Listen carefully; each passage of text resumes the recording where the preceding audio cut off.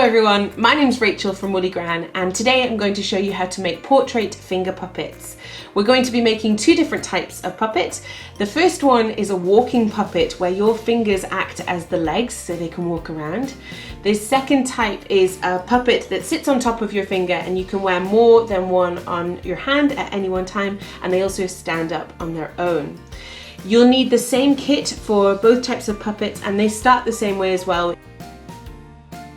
You will need some plain white paper. Ideally it should be a little bit thicker than printing paper, but it can be thin card as well. Colouring pencils and some felt tip pens, a rubber and a sharpener, scissors and some sellotape, a drawing pin, just a small amount of blue tack, some split pins which you can easily pick up online. Hopefully these are all things that you have in your house so we can just get making. Because these are portrait finger puppets, you might also want some photographs as references. If you're going to make your friends or members of your family, you could have them wearing their favourite colours, or you could have them doing a hobby that they like to do as well. So cooking, playing an instrument. I will be doing a self-portrait and I'll be knitting. So let's get making. To start off either type of puppet, I think it's a good idea for you to sketch out your drawing. So this is just a really light pencil sketch of me, and I'm doing my favourite hobby, I'm knitting. So this arm, which is attached to the rest of the puppet, is holding one needle and knitting. But if we're going to have the other arm moving, I've drawn it separate from the rest of the puppet. So that's important, and we'll use the split pins later on to attach it back on. Because we're making puppet number one, which is the walking puppet, I've drawn the top of my legs until sort of knee level here, and then I've drawn two circles here which I will cut out, and that's where my fingers will go through. So it's important that there's a gap between the holes, but not too big, because otherwise your fingers will be really stretched out. I'm going to colour it in just now, and then we'll start cutting it out.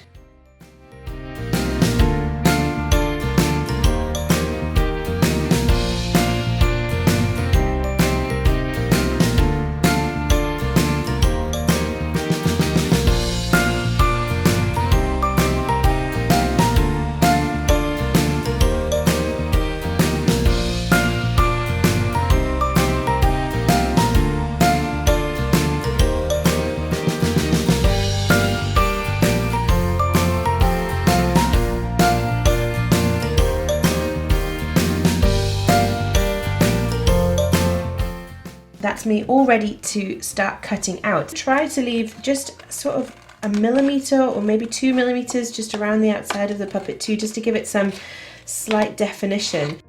I know that I have cut off that arm, but that's the movable pieces of the arm that we'll come on to in just a minute. The best way to cut these circles out is to poke the scissors through the middle and then just take it slow, and you can widen out the circle as you cut.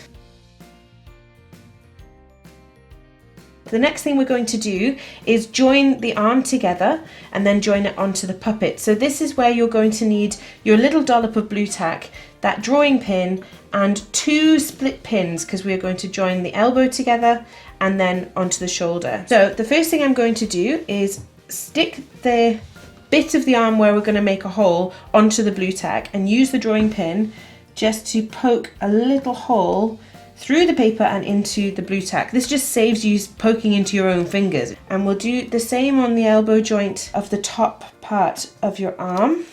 But then we're also going to make a hole in the other end of this one.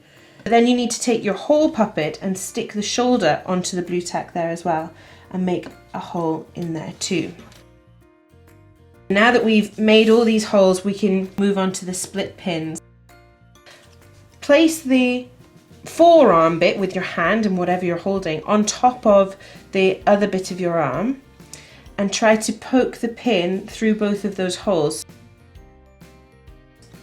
Now split pins are great because they have two little arms, and if you use your nail you can get into the middle of them to just fold back those two little arms, and they make the join movable like that.